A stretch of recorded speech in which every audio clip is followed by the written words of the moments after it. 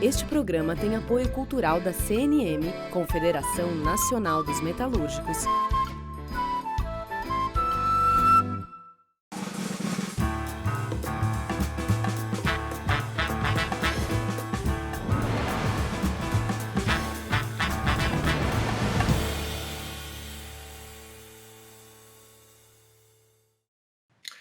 Começa aqui mais um Entrevistas.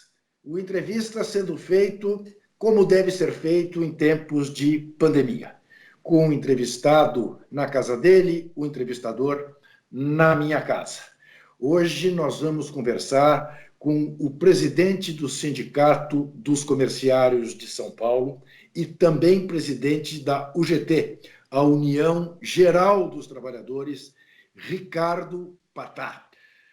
Vamos saber do presidente Patá o que fazer neste momento tão grave de crise de saúde, de crise econômica, de absoluto desgoverno no país. Patá, muitíssimo obrigado por dedicar seu tempo à TVT. E eu queria começar a te perguntar o seguinte, Patá, a gente olha para o que está acontecendo na Amazônia, a gente olha para o que está acontecendo no Pantanal, a gente simbolicamente fica com a sensação de que estão dizimando o país, estão pondo fogo no Brasil.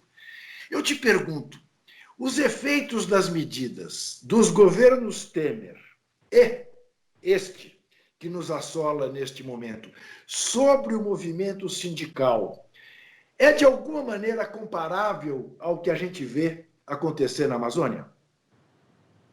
Juca, é um prazer muito grande em estar dialogando com você e com todos aqueles que estão do outro lado da telinha dessa TVT, que, como você disse, nos orgulha muito de ser um canal que tem uma ação social muito importante, o olhar dos trabalhadores. Eu primeiro vejo no nosso país hoje 3 cenários. O primeiro, do ponto de vista econômico, a economia em frangalhos, 18 milhões de pessoas desalentadas. Esse nome desalentado eu não conhecia, eu conheci só recentemente, e são pessoas que não acreditam em mais nada. 13% da nossa população ativa desempregada, então a economia sem rumo, nos trazendo muita angústia. O segundo pilar é a questão da própria questão sanitária, né? Uma crise mundial, mas o Brasil não teve uma centralidade, não teve uma condução como deveria ter em países europeus que demonstraram o trato com a vida das pessoas. Então, para alguns era gripezinha, foi diminuído muito a importância desse vírus, que infelizmente já ceifou mais de 120 mil brasileiros e brasileiras e contaminou 4 milhões de pessoas. Então, é uma situação que realmente nos deixa perplexos. E a terceira, a própria questão da democracia do Brasil, que esse governo tem sinalizado em muitas oportunidades, a volta para o militarismo ou o fascismo. Então, esse tripé de situações nesse cenário nos traz muita indignação. E não há dúvida que situações como ocorre na Amazônia, que é o nosso pulmão, é a nossa perspectiva de sobrevivência do Brasil e do mundo, ser tratado da forma que é tratado. E desde o governo Temer, nós temos percebido realmente uma ação atrás da outra para dizimar o movimento sindical. A reforma sindical de 2017, ela centrou todas as suas ações em diminuir a capacidade do movimento sindical instrumentalizar as suas ações. Né? Nós iniciamos um processo conversando com o ministro de plantão daquela oportunidade, o Ronaldo.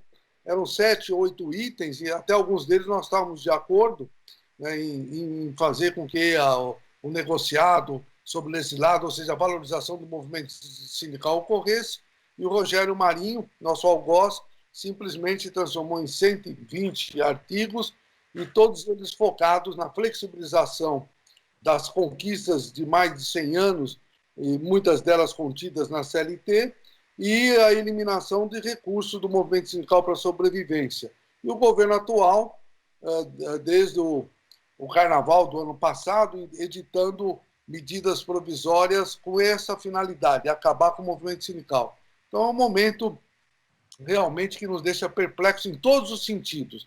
Mesmo assim, Juca, o que é importante é que isso trouxe a valorização da solidariedade entre as centrais sindicais.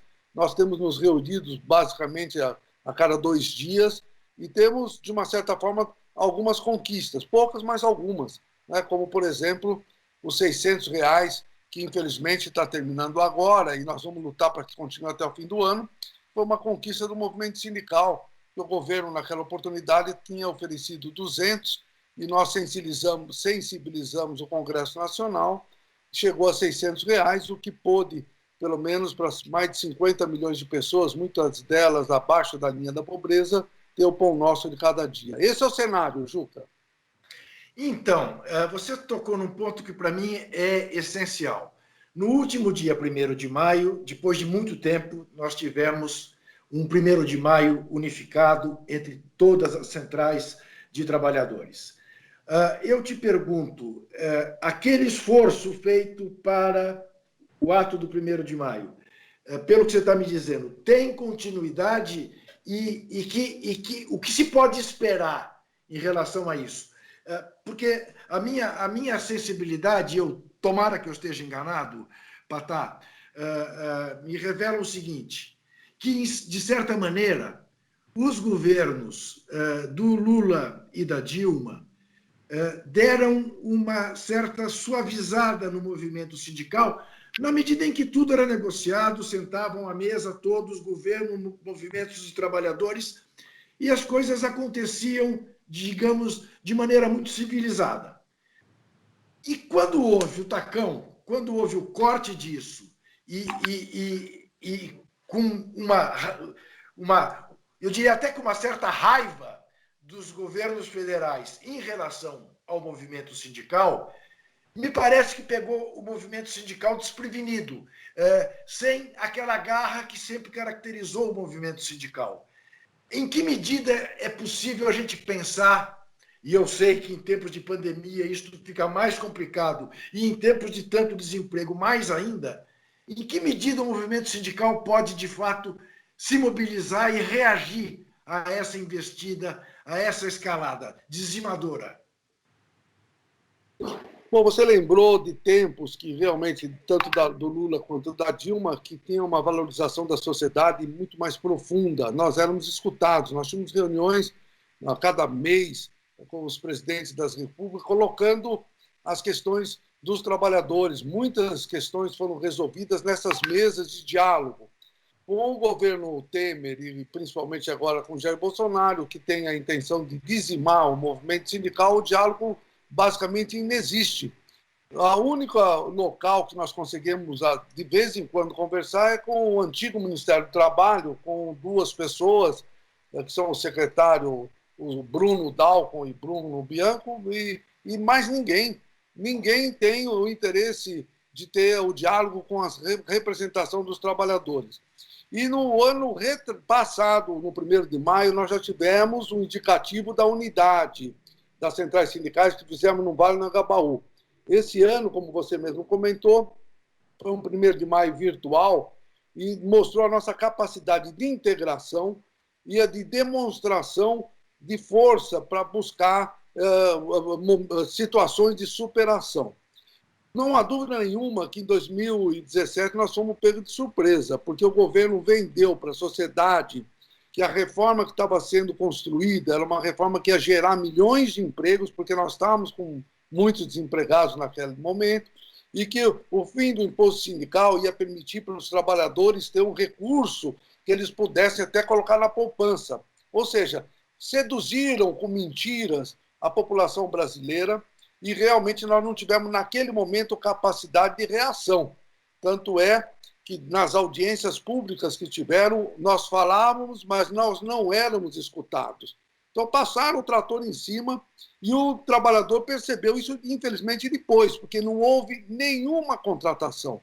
O que houve foram alguns postos de trabalho na informalidade apenas, mas não houve nenhuma contratação do ponto de vista de trabalho decente.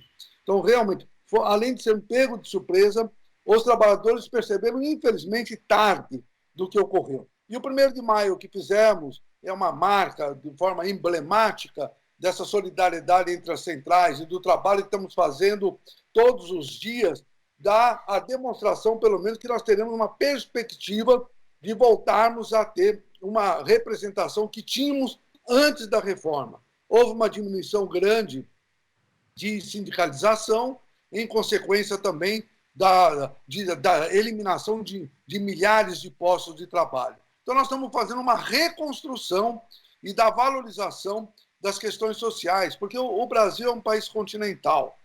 É um Brasil que nós temos, infelizmente, muitos lugares, pessoas que ganham abaixo do salário mínimo, muitos estão na informalidade. Nós temos discriminação racial.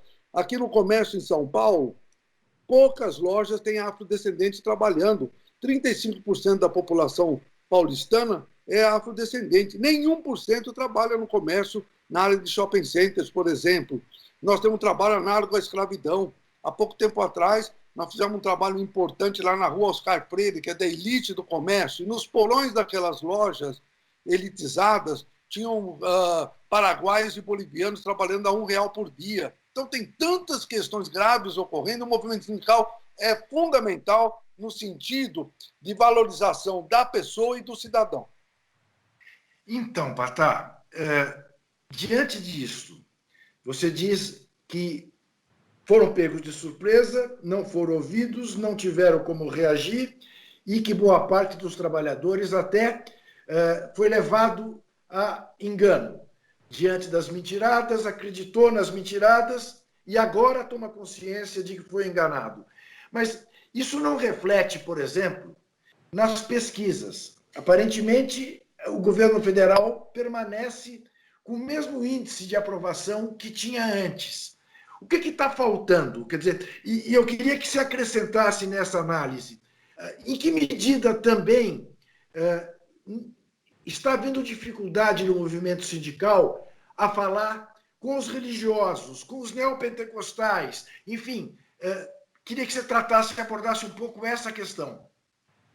Muito bem, Juca. Essa, na realidade, é uma das questões mais complexas, porque com tantas graves situações ocorrendo, tanto do ponto de vista da sanidade, da questão sanitária, da questão do emprego e de certas situações malucas que esse governo exterioriza, nós percebemos aí um nível de sustentação governamental, no mínimo, muito parecido com o que era antes até da pandemia. É uma questão, muitas vezes, inexplicável. De qualquer forma, a gente percebe que esse governo usurpou a questão dos R$600, que eu já comentei, conquistado pelos sindicatos e acertado pelo parlamento brasileiro, como se ele fosse o pai dos pobres, e se coloca numa situação como o homem que vai resolver todos os problemas do Brasil e do mundo. E você também participa, como eu, de algumas ações de direito já, ou de situações da democracia, e a gente percebe, na realidade, que todos estão muito indignados com uma situação que é totalmente contraditória à realidade que nós estamos vivenciando. Por isso que é importante essa construção solidária, no caso do campo do trabalho, das centrais sindicais, que tange a conscientização dos trabalhadores, em primeiro lugar, das situações graves que nós estamos vivenciando. Não é possível nós estarmos contentes com 18 milhões de pessoas desalentadas. As milhões de pessoas que vão naquela fila pegar os R$600 e ficam horas e horas e horas, porque aquele valor é que, no mínimo, vai lhe dar a oportunidade de comprar o pão, comprar o leite, comprar o arroz. Nós estamos com muitas pessoas indo nas latas de lixo de certos bairros de São Paulo para pegar alimentos. Hoje, Juca, com certeza você percebe, todas as padarias de São Paulo, todos os supermercados de São Paulo, ao redor tem famílias morando lá, esperando do consumidor que dê um arroz com feijão. Então, o mais importante que nós temos é que ter construção de diálogos com a sociedade, para valorizar o que é importante e demonstrar para todos que o caminho que nós estamos tomando é um caminho muito perigoso, inclusive um caminho que pode ter ruptura da própria democracia. É algo que realmente nos indigna profundamente.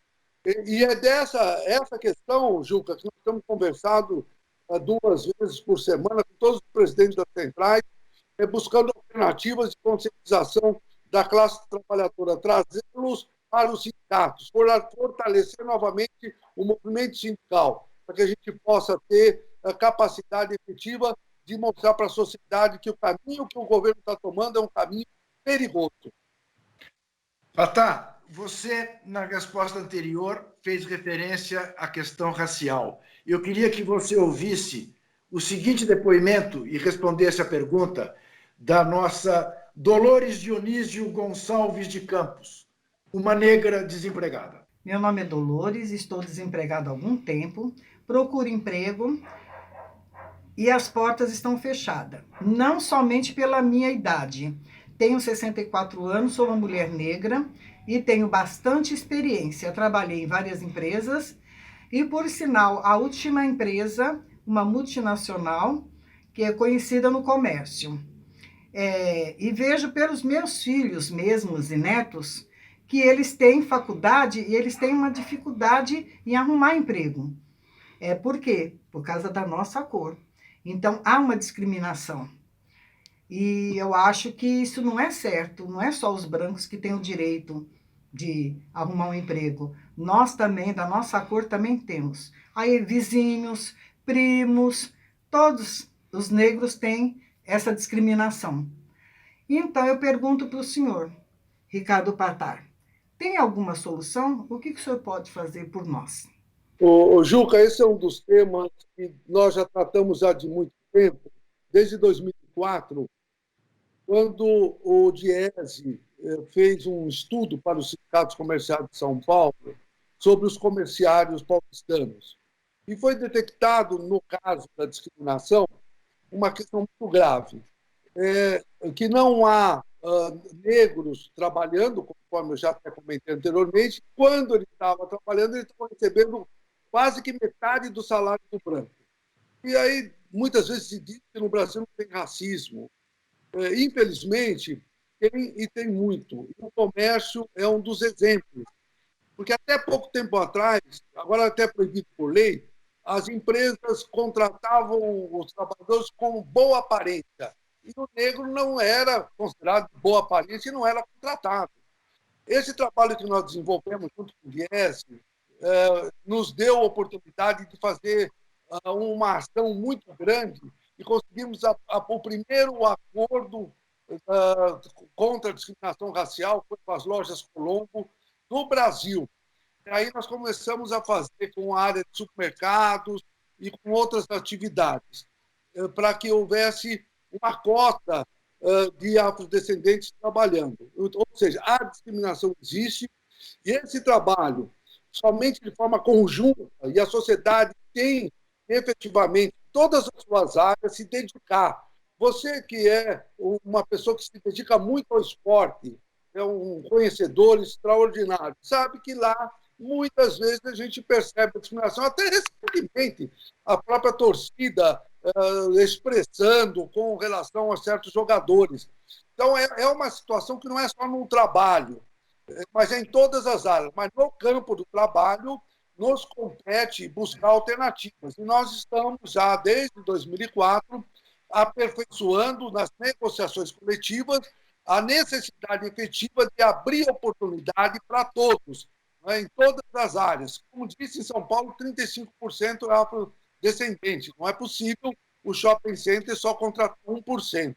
E também tem uma outra questão. Muitas das contratações é na base da pirâmide, não dando oportunidade de crescer, de fazer carreira na empresa. E nas convenções que nós estamos desenvolvendo, exatamente também tem a questão da qualificação profissional e da oportunidade continuada. É um tema muito relevante, Juca, e eu acho que isso é uma questão nacional. Todas as áreas devem buscar alternativas de acabar, de exterminar com esse racismo. É como diz o outro, não basta ser contra o racismo, tem que ser antirracista, tem que trabalhar de maneira firme nos movimentos antirracistas, porque não haverá democracia no Brasil enquanto racismo houver.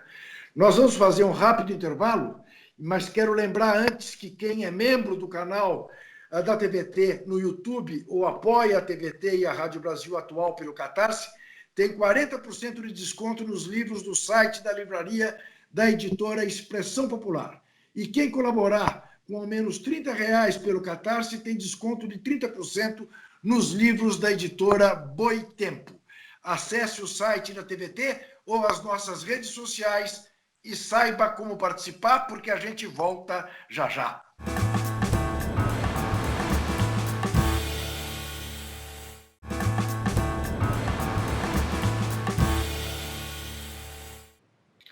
Muito bem, estamos de volta com a entrevista com o presidente da UGT, Ricardo Patá, desse jeito que nós estamos fazendo as nossas entrevistas, ele na casa dele, eu na minha casa. Patá, os sindicatos se prepararam para, independentemente da questão da pandemia, para as inovações tecnológicas que interferiram tanto no mundo do trabalho?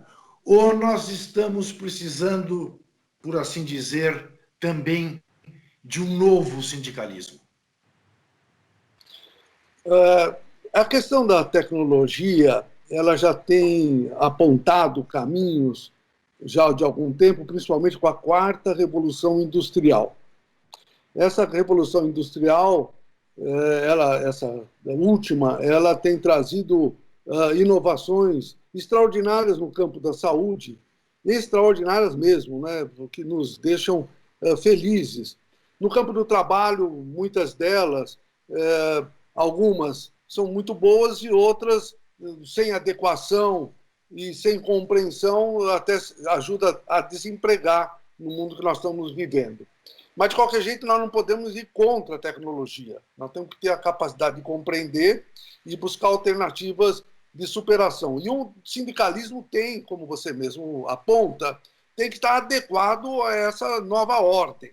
Então, para você ter uma ideia, já desde o ano passado nós temos feito um mutirão de empregos, né, em busca de alternativas da inclusão, e vamos fazer agora o primeiro mutirão virtual. Quer dizer, nós já vamos usar a tecnologia, nós já vamos buscar alternativas de serviços prestados a essa nova compreensão do movimento sindical. O movimento sindical é, lógico, um movimento de luta, é um movimento que tem que buscar alternativas para a saúde do trabalhador, para o emprego do trabalhador, mas, ao mesmo tempo, tem que prestar serviços para a sociedade, em especial para os trabalhadores. E nós temos aí milhares de vagas, e essas vagas vão ser apresentadas agora no fim do mês, e justamente através de plataformas, porque no ano passado, Juca, nós fizemos 4 mutirões do emprego, e esses mutirões do emprego eram lá no viaduto do Chá. Então ficaram milhares de pessoas com sol, com chuva, alguns dias, buscando o seu patrimônio mais importante, que é o emprego. E nós estamos fazendo agora, além dessa questão da inclusão, com qualificação profissional. Porque, Juca, tem certas funções, como operadora de caixa. Operadora de caixa é uma função até simples, um salário de R$ 1.300. Só que para a pessoa conseguir um emprego como operador de caixa, se ela não tiver um conhecimento do Excel, algum conhecimento mínimo de computação, ela não entra, por mais baixo que seja o salário. Então, nós estamos aí criando, nesses serviços, cursos rápidos de Excel, entre outros, de poucas horas, e a pessoa já está adaptada a, pelo menos, a postular uma vaga de supermercado na área de caixa. Então, com certeza absoluta, muitas tarefas nós vamos ter que desenvolver sobre essa nova ordem tecnológica. Uma outra questão, Juca, que é muito importante, que você com certeza deve estar acompanhando, são dos aplicativos. O Sindicato dos Motoboys, o maior do Brasil, é filiado à UGT. Nós já fizemos várias paralisações nesse momento de pandemia, até por 2 motivos importantes. O primeiro é que não havia proteção nenhuma desses trabalhadores com EPIs, e eles estavam transportando, todos nós, em algum momento, chamamos esses motoboys para trazer comida ou trazer compras, e sem proteção nenhuma, porque essas pessoas vinham, colocavam a mão delas na mercadoria, a gente pega a mercadoria e podíamos estar sendo contaminados. Então, nós lutamos muito para que tivesse essa proteção, que os motoboys tivessem EPIs e que tivessem possibilidades efetivas de saúde. E a outra questão dos aplicativos que nos traz uma preocupação muito grande é que, inclusive em São Paulo, praticamente triplicou o número de motoboys. Você, com certeza, percebe em qualquer lugar de São Paulo e infelizmente, para que possa cumprir o horário e as demandas que essas empresas exigem dos motoboys, eles passam a ser verdadeiros aviadores. Eles vão na contramão, vão farol vermelho, também nos trazendo situações de perigo. Não é? Então, nessa questão do aplicativo, nós estamos conversando muito, inclusive tem um projeto-lei da deputada Tabata, conversamos inclusive com as centrais sindicais ontem sobre esse assunto, para trazer algumas regras. Não dá para ser contra a tecnologia, mas não dá para transformar numa selvageria o mundo do trabalho e trazendo tantas adversidades. O aplicativo, Juca, que nós estamos comentando agora, é exclusivamente dos motoboys. Mas hoje o aplicativo está em todas as áreas. Então nós precisamos regrar. E o movimento sindical precisa estar preparado. Até uma doméstica é contratada por aplicativo. O comércio funciona muito com aplicativo. Eu dei o exemplo dos motoboys, que ele é mais gritante, porque todos nós, em todo momento, estamos percebendo essas pessoas nas ruas.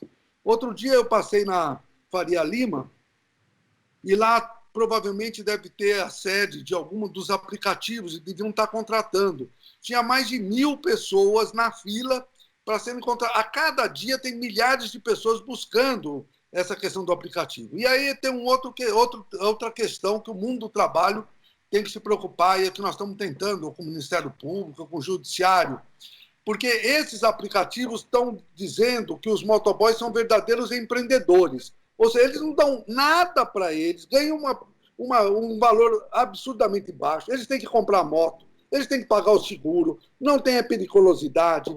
Então, realmente, é um adorável mundo novo e que nós, no movimento sindical, temos que nos adequar, nós temos que nos qualificar, nós temos que nos capacitar para entender exatamente essas mudanças que não tem mais volta. Essa situação hoje que nós estamos gravando, e me dá muito prazer em falar com você, Juca, que infelizmente não é ao vivo, que eu gostaria até, quando voltar ao vivo, eu quero ir no seu programa ao vivo, que é um lugar bonito, eu já vi. Mas é o home office, o teletrabalho, que veio para ficar.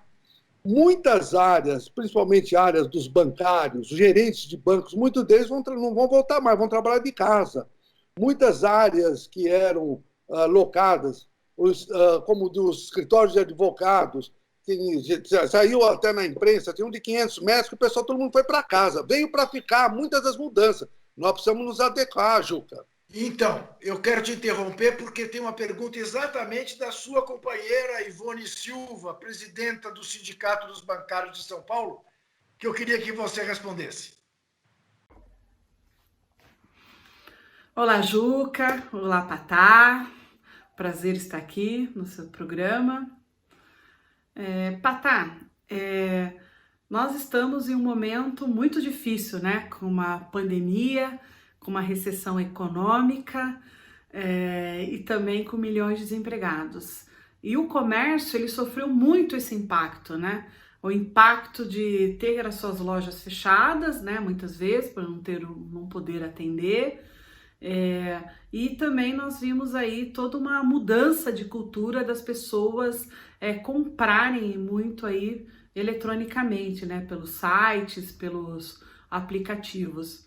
Eu gostaria que você analisasse isso na categoria, se realmente é isso, ou se, na sua opinião, sempre terá espaço para as duas coisas, né? A loja física e a virtual, né? Porque eu conheço muita gente que gosta de ir lá ver o produto para comprar, né? E tem outras pessoas que não se importam com isso, já estão bem acostumadas eletronicamente. Como que você vê isso, a questão nessa pandemia? E a outra questão é, Como é que fica a partir de agora, né? Como que é os EPIs, né? Os equipamentos individuais de proteção aí para os trabalhadores do comércio devido à Covid. Nós, os bancários, também temos sofrido isso, porque nós fazemos atendimento nas agências e nós tivemos que tomar várias providências, né? E começar a utilizar muitos equipamentos. Como que é isso? As lojas têm adotado isso ou o sindicato tem feito essa luta para que seja implementado esses equipamentos individuais para a proteção dos trabalhadores, né? E também você falasse um pouco aí como está a luta, né, do comércio em relação à campanha, né, nacional, né? Nós terminamos a nossa agora e eu sei que a de vocês aí, vocês conseguiram a prorrogação do acordo de vocês até dezembro. Então, falasse um pouco sobre isso também, porque tá muito difícil esse segundo semestre, né, Patá? Patá, você tem 4 minutos e meio para responder isso antes de eu chamar o intervalo. Tudo isso que a Ivone perguntou. Muito bom, Juca, e muito bom. A Ivone realmente tocou em 3 temas muito importantes. Com relação à questão do e-commerce, já estava ocorrendo antes da pandemia, algumas empresas já estavam realmente com índices de vendas importantes, 30%, 40% das receitas totais. E com a pandemia isso ampliou muito. Não é? Tem empresas aí que tiveram vendas enormes por conta do e-commerce e dessa venda eletrônica. É uma questão que já estava caminhando, veio para ficar, vai ser ampliada. Nós temos aí a Amazon e outras empresas que estão cada vez mais aperfeiçoando um formato, até com drones em alguns locais do mundo. Então, e com a dinamicidade de certas cidades, com certeza absoluta, muitas das mercadorias vão ser vendidas por e-commerce ou pela internet ou por telefone. Não há dúvida que isso fará uma mudança importante, porque a grande geração de emprego no comércio são as áreas físicas. Não é? O e-commerce ele gera emprego para algumas áreas em uma menor quantidade. Então, a consequência poderá realmente ser a diminuição do tamanho do comércio, como ocorreu com os bancários, que há uns anos anteriores eram mais de 1.200.000 no Brasil e hoje são 400.000 pela tecnologia implementada.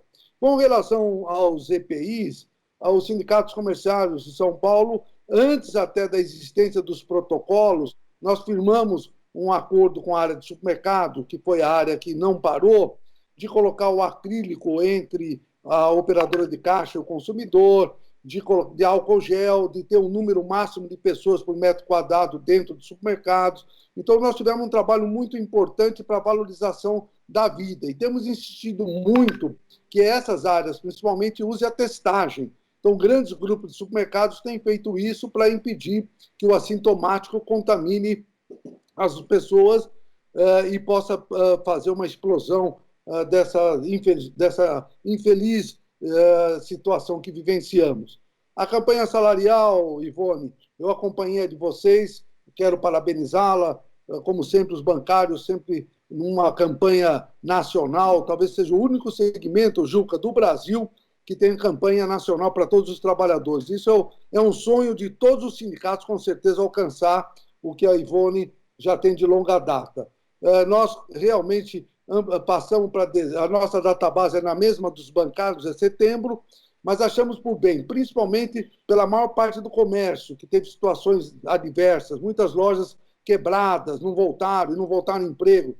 Juca, nós perdemos 100.000 postos de trabalho na cidade de São Paulo no comércio. Você vai em vários shoppings, tem lojas fechadas, com tapumes, lojas com um Bom Retiro, 25 de março, também não abriram. Então, nós resolvemos e tivemos aí a sensibilidade dos patronais para passar para janeiro a negociação, porque é um momento muito difícil de negociar e, com certeza absoluta, qualquer negociação que fizéssemos seria muito ruim para o trabalhador. Mantivemos todas as cláusulas, todos os benefícios, ou seja, usamos a ultratividade para que não houvesse perda nenhuma de benefício, dos trabalhadores nesse período e a inflação e aumento, se for o caso, em janeiro nós vamos discutir. Muito obrigado pela pergunta, Ivone. E você parece jornalista, porque teve a capacidade de editar a sua resposta exatamente dentro do tempo que eu precisava, para fazer mais um intervalo e voltar com o último bloco do nosso Entrevistas desta noite. Até já.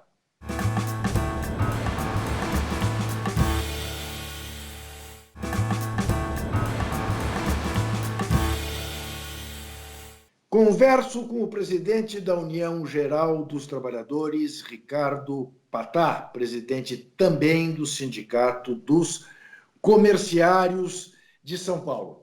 E quero começar esse bloco com uma pergunta do presidente do Sindicato dos Comerciários da Grande João Pessoa. Vamos ouvi-lo. Olá, Juca Kfouri. Olá, Ricardo Patá da UGT. E também a todos os telespectadores da TVT.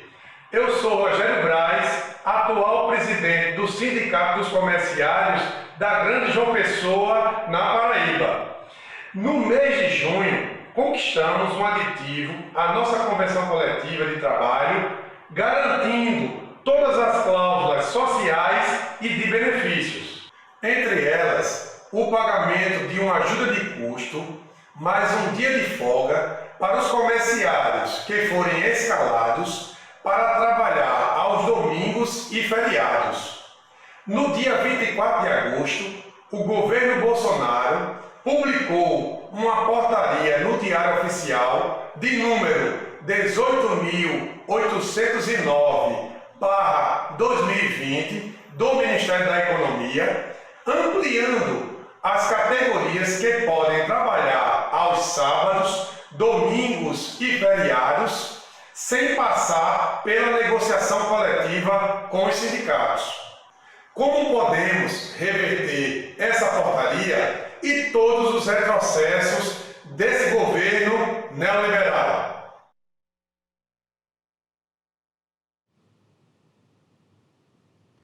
Muito bom. Eu quero cumprimentar aí o Rogério. Até parte da pergunta dele é muito parecida com o que os comerciários de São Paulo fizeram, mas a situação que ele nos coloca é que certas portarias, até certas medidas provisórias, só trazem problemas graves para a sociedade e para o trabalhador. Como nós resolvemos essas situações? É como nós temos feito, Rogério, com as centrais sindicais, e conseguimos reverter a medida provisória 873 do ano passado, que nós fizemos caducar, e era uma medida provisória que simplesmente impedia da existência do sindicato. Juca, essa medida provisória impedia do sócio ser descontado em folha da sua mensalidade. Era um verdadeiro crime.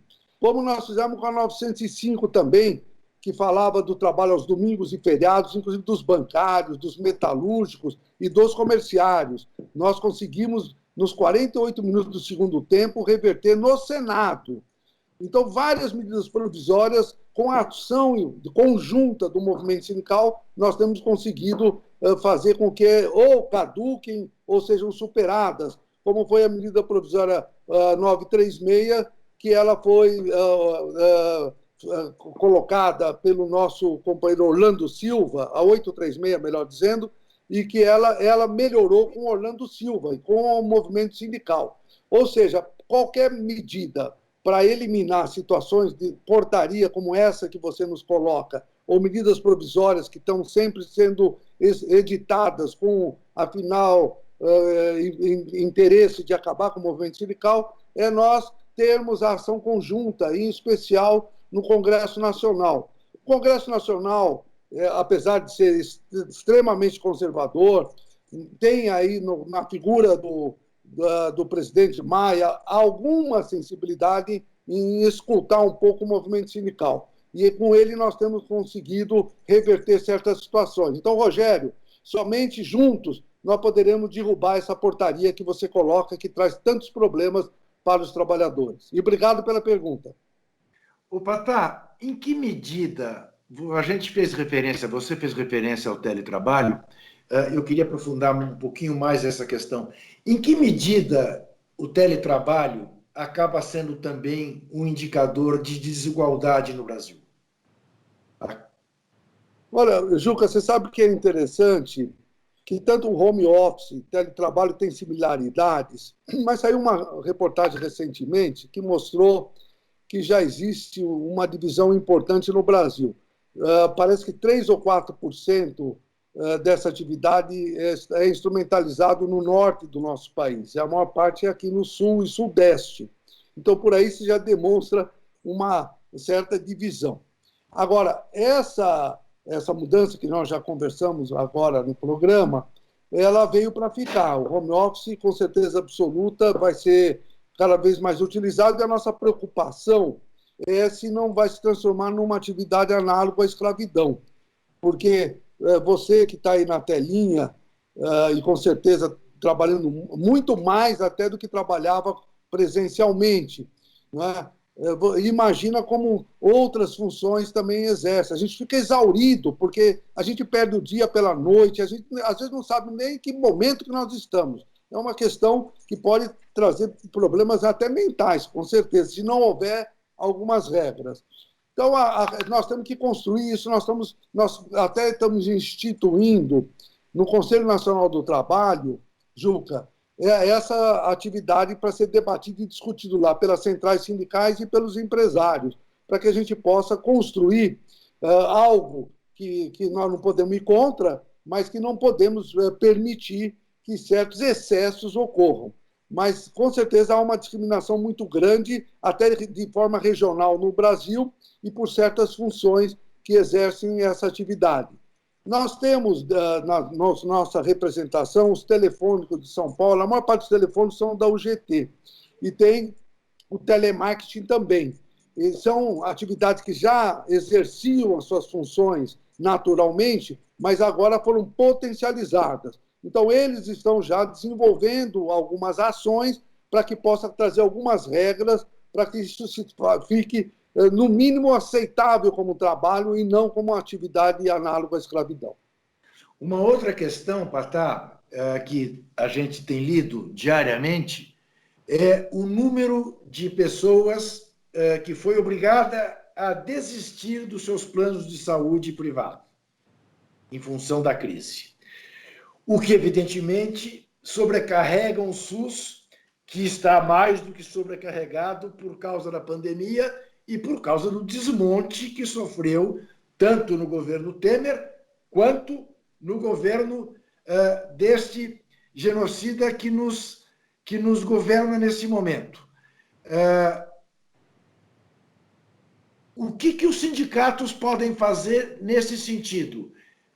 Tem algum papel de assistência de saúde possível para o sistema sindical brasileiro, de alguma forma, amenizar este problema? Bom, aí são duas questões. Do ponto de vista do papel do movimento sindical, no caso dos comerciários de São Paulo, com certeza de João Pessoa, onde o Rogério lá preside também, tem um sistema assistencialista que é culturalmente já de mais de 80 anos. Então, nós temos um sistema de atendimento exatamente para aquelas pessoas que trabalham em micro e pequenas empresas e que nunca tiveram acesso a plano de saúde. Isso é uma questão em que o movimento sindical ele tem que otimizar, apesar da dificuldade econômica por conta da reforma sindical. Uma outra questão é que, desde a reforma sindical, já estava havendo problemas com relação aos planos de saúde, porque já naquele momento houve muito desemprego. E esse desemprego tirou, inclusive, não só a capacidade do trabalho e do salário, mas tirou o plano de saúde, porque muitas atividades têm o plano de saúde fazendo parte da convenção coletiva. Com certeza, os bancários têm isso já de longa data, né? Os bancos já dão o plano de saúde para todos os bancários. Muitas pessoas perderam emprego e perderam o plano de saúde, que diminuiu. Então, as pessoas que contribuíram para eles também, porque as empresas contribuíram. E com a pandemia, isso ficou mais saliente ainda. E como você disse, se não fosse o SUS no Brasil, com certeza nós estaríamos num caos sem precedentes.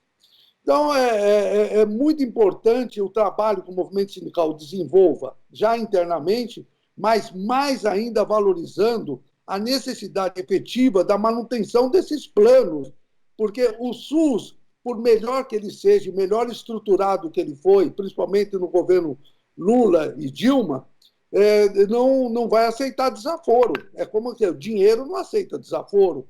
Se não houver alguma atividade de valorização do SUS e também dos planos de saúde, da manutenção deles, com certeza absoluta, nós vamos estar numa situação cada vez mais grave. Esse talvez seja um dos temas mais sensíveis dessa crise que nos traz. A ausência do plano de saúde e a ampliação do SUS, que poderá chegar a níveis de não ter capacidade da resposta, pode, infelizmente, nos trazer problemas mais graves. O movimento sindical tem muito, e estamos fazendo muito um trabalho unificado nessa linha, Juca, por conta da sua ponderação ser exatamente a forma que nós compreendemos.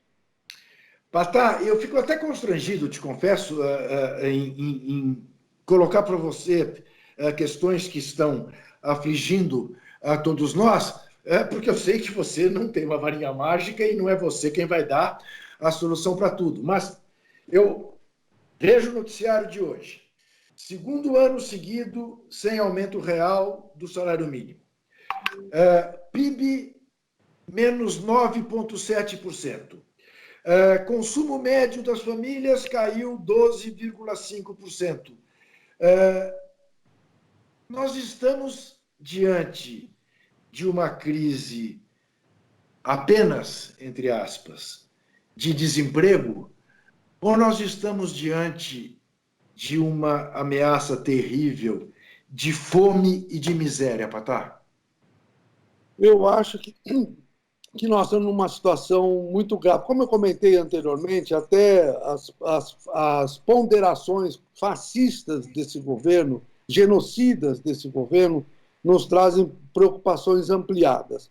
Mas isso não pode impedir de nós, de forma conjunta, sensibilizarmos a sociedade e os instrumentos que podem dar solução às demandas que você pondera, de resolver. Porque, independente desse governo ser desse jeito, nós não podemos deixar os brasileiros e brasileiras sofrerem mais do que já estão sofrendo. Por isso é fundamental, e nas atividades que nós fazemos de forma conjunta, sempre buscamos alternativas de melhorar a nossa condição da indústria, de melhorar a questão de qualificação profissional, ou seja, nós damos subsídios importantes a todos aqueles interlocutores que querem um Brasil diferente dessa situação que nós estamos vivendo. Mas, caso não ocorra isso, infelizmente, é muito ruim fazer comentários como esse, poderemos chegar a uma pobreza mais extrema ainda, o que é muito ruim. Questões vivenciadas por alguns países que as pessoas se alimentam do lixo. Nós não podemos permitir chegar nisso. Por isso, é fundamental que a gente tenha essa capacidade de sensibilização da sociedade. Nós temos eleições brevemente, aí, eleições municipais. São eleições importantes, de vereadores e assim por diante. É justamente nessas ações que devemos desenvolver para que as pessoas que vão serem novos vereadores ou novos prefeitos tenham esses compromissos e comprometimentos, dentro dos seus limites, logicamente, de fazer um Brasil cidadão e não permitir que a gente chegue nessa tragédia que está sendo anunciada. Então, Patá, quer dizer, hoje a gente entende perfeitamente, o movimento sindical tem muito mais uma postura de resistência, de tentativa de manter acordos coletivos, de não perder mais do que já se perdeu nos últimos anos. Querendo dar, não um final róseo à nossa conversa, porque infelizmente não estamos aqui para enganar ninguém, né? E temos que tratar da realidade como a realidade se apresenta.